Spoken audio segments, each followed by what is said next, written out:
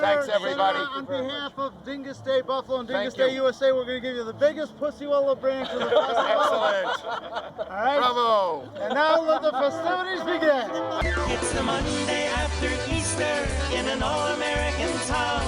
It's Dyngus Day and party time with thousands all around. In a city known as Buffalo, they come from far and wide to celebrate tradition and to wear their Polish pride. WBBZ-TV is proud to celebrate Polish-American heritage in Western New York, celebrating Dyngus Day. Now here's Eddie Dubashevitz and Lori Lasowski-Fry with the Dyngus Day Diary. Hi, everybody. Welcome to the first annual Dyngus Day Diary, our Dyngus Day special here on WBBZ. My name is Eddie Dubashevitz. And I'm Lori Lasowski-Fry. We are celebrating Polish-American history Buffalo style. In the next half hour, we're going to be talking all about Dyngus Day and bringing you facts and figures and all the traditions that make Dyngus Day so special to all of us here in Western New York. This is a celebration like nowhere else in the world. They only celebrate Dyngus Day like this here in Buffalo. It's spreading through other cities, but nothing can even come close to the celebration here in Buffalo. All this Polish pride here, it's just amazing. It's exciting, and Eddie, you're one of the co-founders of Dyngus Day Buffalo, so this must warm your heart to see the crowds get larger and larger year after year. I'll tell you, Lori, it's you know, there's a lot of people involved in this. I'm just one of the people, but it really does warm my heart to see so many young people in particular embracing their culture and this historic neighborhood and trying to reclaim it. It's just a beautiful thing. Everybody's Polish here on Dyngus Day. Absolutely. Even this guy right here. Look at what we found. I really am Polish. Yeah, I really am Polish. Kaczynski, Bob Kaczynski right here. Yeah, this is great. WBBZ is so honored to be a part of this great Polish-American tradition and to be here with Lori and Eddie. And, you know, we'll be carrying this 3 times this week. So happy Dyngus Day. Bob, it's, you know, thanks so much for, WBBZ is such a great station. They've embraced this community wholeheartedly, and they really took on this project like nobody, you know, we just kind of suggested it, and Bob said, let's go with it, and look at what it's turned into. Well, and we're not doing this because I'm Polish. We're doing this because this is a great Buffalo event, and we're Buffalo's only hometown television station. Yes, we are, and we're so happy to be a part of it. Thanks, Bob. Thank you. And you know, it's things like this that bring families together, bring the community together. You're from Buffalo, I'm from Niagara Falls originally, and this just makes me revisit my childhood with the Polish music and all of the revelry. It's just exciting, Eddie. And the horn's blowing, it's just like your childhood. It's like my childhood. We just kept blowing the horn.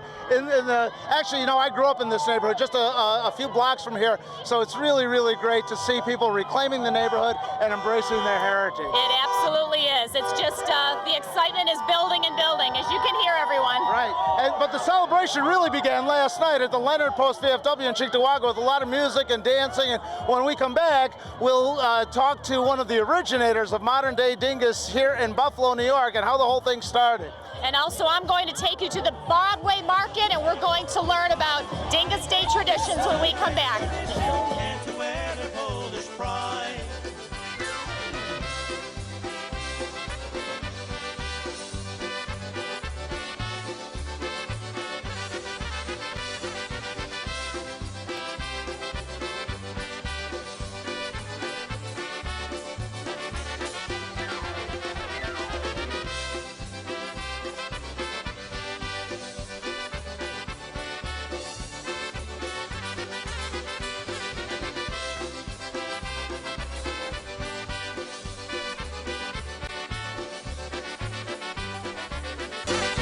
Dyngus Day Diary, brought to you by Sobieski Vodka, Coca-Cola, the Polish Villa 2 Restaurant, Tiski Beer, and Camellia Meats.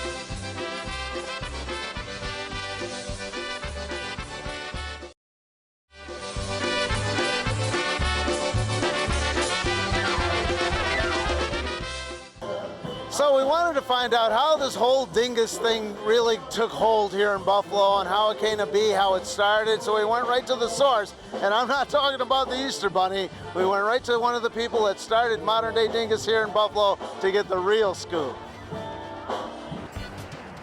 Well, Teddy talked about it for a long time, and they decided they're going to have a party. So they, at our regular meetings, which were Tuesdays, we set one aside where we would celebrate Dyngus Day. And then we had it on the actual day after Easter. And in those days, they would ask neighboring businessmen if they would like to participate, and they contributed to the event in the club. And we, of course, did our part. We baked and we prepared things for the event, and we had it. And I recall earlier we even had John Zabinski, one of our longtime members, dress up as Mr. Dyngus and tell the story of the whole event for our community. And it started, as I said, a local celebration. Then it got very, very big, and we called in so many people to come and visit us on that particular day. And I must tell you that we had our orchestra music maybe 5 times a week in those years. And we scheduled the orchestras for that event, and we had the community come in, which they did in great numbers. One of the cutest things I recall is I was there in the morning when we started, when we blessed the food, and I had my lunch, and I came back later on, and who's waiting in line for Dyngus Day is our mayor. That was Griffin. And he's waiting there with everybody else to get back in for supper. I said, Mayor, come with me. You don't need an outfit or a costume or anything. You just follow me and get right in. And he stayed the whole evening. He really enjoyed Dyngus Day. Our greatest compliment was that after we had started it, so many community events arose in conjunction with it. Different taverns, places of business, they started having Dyngus Day. It became so wildly popular. Young people love it because it's a fun time. It's at the end of the Lent season, and they're ready to have a party. We're finally finished with winter, we hope. And what's better than having a party as they did years ago in the old country? I never celebrated it in Poland. As I say, I heard about it through my husband, and even though my parents were born in Poland, I was not particularly aware of it, somewhat, but not too much. But he certainly made it come alive. And so I've never celebrated in Poland, but Poland is rural. And in those days, they wore full costumes, which we wear now, but they wore them as regular dress. And they celebrated that with a lot of enthusiasm. Well, my fondest recollections, including the story of Mayor Griffin waiting out there to get back in, as all the people from public life that came there to celebrate with us and to say hello. That certainly is a memorable occasion. And the fact that so many other people found it engaging, and they continued it until to this day. It's a really uproarious time of the year. And you're finished finally with winter. You're finished with all of the Lenten exercises that really were quite demanding. Not eating meat, watching how much you eat every day, and giving up something so that you would offer it to the Lord as you celebrated finally the end of the Lenten season. All of this mounts up to the fact that people want to have a good time, and this is the occasion.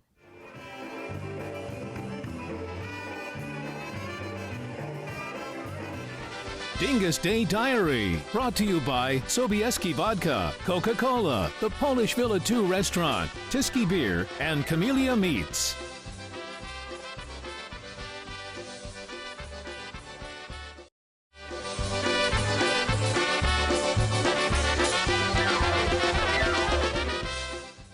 We're here at Buffalo's Broadway Market in the heart of Buffalo's Polish community.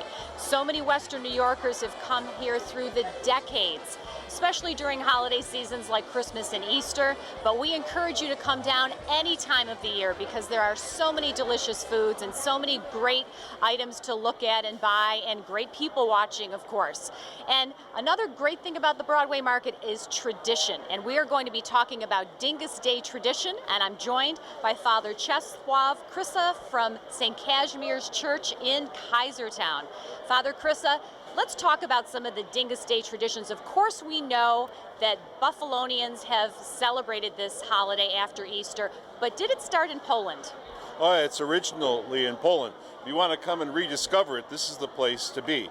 But it started in Poland. My father was born in Poland, used to wake us up, not on Dyngus Day, but on Good Friday, because Dyngus Day is like the end of the celebration at home, but with pussy willows. He'd tap us with the pussy willows, wake us out of bed, and say, remember that Jesus was whipped in his preparation for his passion.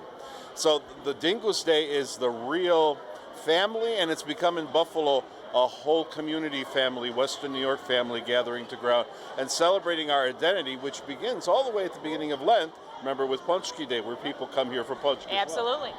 And so it's part of that whole cycle. And it comes to its height during Holy Week.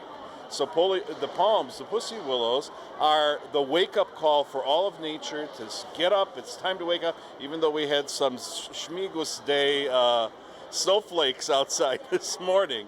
It's the time for us to wake up, and Jesus wakes us up, and we're so happy. We have to celebrate it we celebrate with eggs, with pussy willows, with water sprinkling. Let's talk about the water. You mentioned the significance of the pussy willow and Christ's suffering. What is the significance of the water? Well, the water calls us back to our baptism. It's also a ritual of washing. So when the first rains, for example, April showers bring May flowers kind of thing, it wash away all of nature in the same way the water washes all the kind of, that dreariness and maybe even depressing kind of February weather away from us and wakes us up. The only thing is, when we're going to celebrate Dyngus Day at St. Casimir's, we're only using holy water. And you know who has that? We know who has that, Father.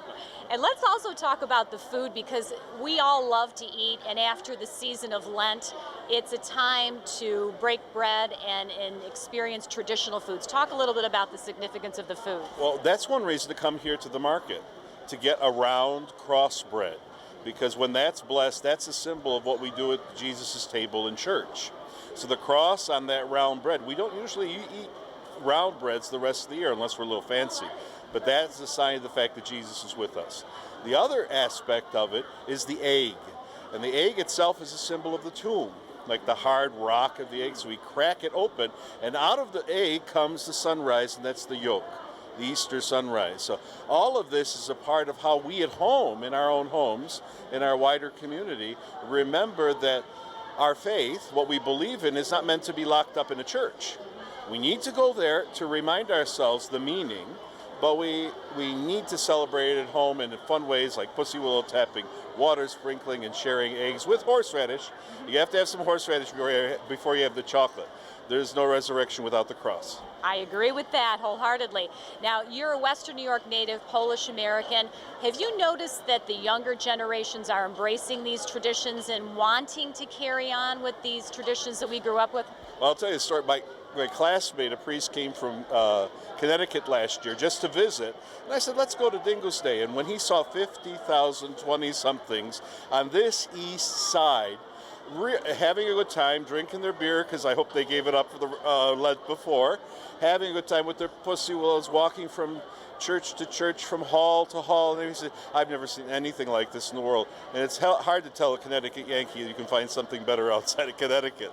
So the younger people are embracing it. This whole season for us, particularly Holy Week and ending in Dyngus Day, is like Identity Week. We come to learn who we are and do things we don't usually do, but we save them for once a year. And one of the things we're good as Polish Americans do is celebrating.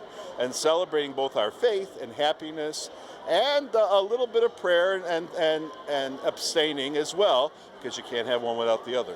You're absolutely right, and you have really enlightened all of us. Maybe we knew some of these facts, but I learned a lot from you today, Father Christa, and thank you for all your knowledge. Thank you for all that you've done in Western New York, and we just embrace Dyngus Day and the traditions. Well, we got to embrace it by tapping you, and all the cameramen also got tapped too, remember. It wouldn't have been right if I wasn't. It's good for good luck in the new year. Thank you very much, Father. We really appreciate it. Now back to Eddie. So legend has it that many, many years ago, some kittens fell into a raging river while chasing some butterflies, and the mommy cat was so upset that she cried at the river's edge, and as her tears fell into the river, the nearby willow trees lowered their branches so the kittens could grab a hold and save their lives. And from that moment on, every spring, the first bud of spring, these little buds on the pussy willow branch, they're called catkins, and so maybe there is some truth to the rumor. But in my search to find out the significance of the pussy willow to Dyngus Day, I not only found out a little bit about the history, but also some unlikely gardening tips from someone who not only knows the importance of some good fertilizer, but maybe some divine intervention doesn't hurt either. Now, you have these are really fine specimens. They're perfectly straight. What's the secret to growing pussy willows? What you have to do is when they are full blooming, you have little yellow fuzzies where it no longer can have, because you're going to have it all over the place.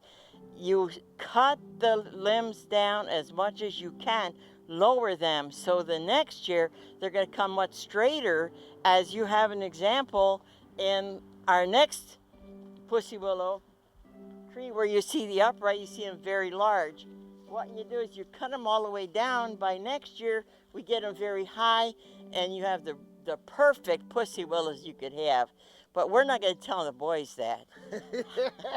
So the key is really the proper pruning. Is that it? Right. You have to know when to cut them, because if you do it too soon, you could also, to enhance the pussy willows, you could put them in water, cut them down in the bud, put them in water, warm water, and within a week you're going to have the regular real life pussy willows as you see here. So some of these who haven't really popped yet, if you just kind of cut it right there and then put it in water. You put this in water, and within a few days this is going to be fully bloomed. And then I've also heard that if you take a fresh branch like this and put it in water, that it'll root and you can grow another tree. I usually take 3, as you can see on the bottom. I take 3 branches and we put them in the water, get them rooted, and just plant them in the soil. Get them a little fertilizer, and before you know it, you're going to have your pussy willow trees. So you do that in 3s in honor of the Holy Trinity? The Holy Trinity. Of course. This is a religious thing, isn't it? This is our aspect of it. That's the Catholic gardening tip. Because we always say prayers that everything grows well. So Catholic gardening tips. So always make sure you have good compost and plant everything in 3s. Thanks, sister. That was. Dyngus Day Diary, brought to you by Sobieski Vodka, Coca-Cola, the Polish Villa 2 Restaurant, Tiski Beer, and Camellia Meats.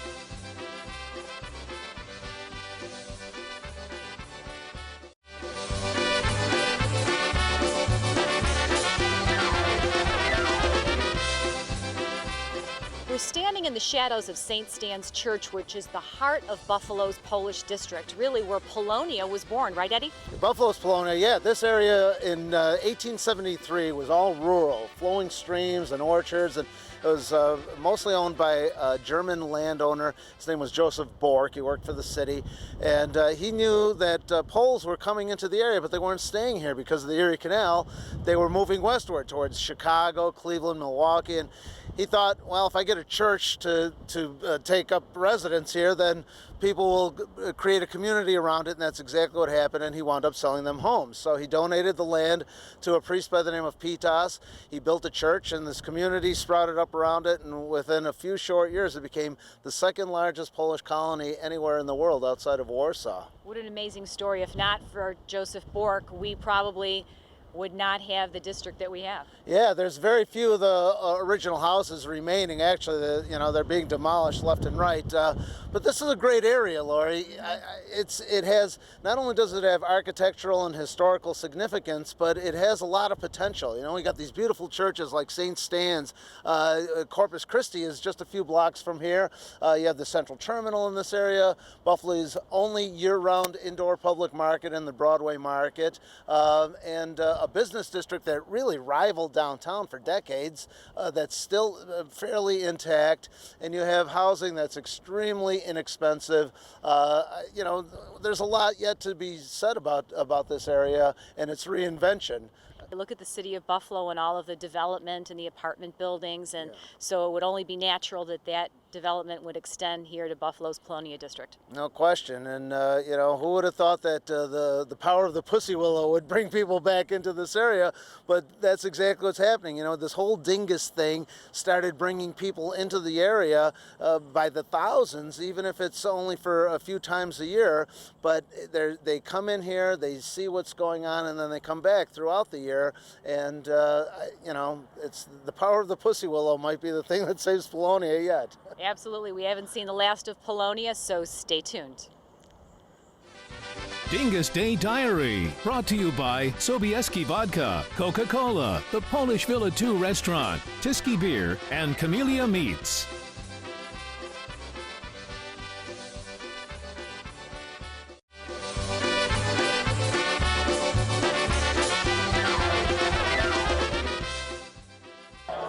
Wow, what a parade. I am so happy that we're here, Laurie. It's great. I can't believe all the varying generations that have turned out embracing their Polish heritage. I've been so happy to be a part of this. It brings me back to my Polish roots. It's been fun. Colorful and fun. Everybody's got a smile on their face, a lot of love in the air. You know, here's the only thing I can say to you, Laurie, is na zdrowie. And to you, Eddie, Stolak. And to all of you, happy Dyngus Day.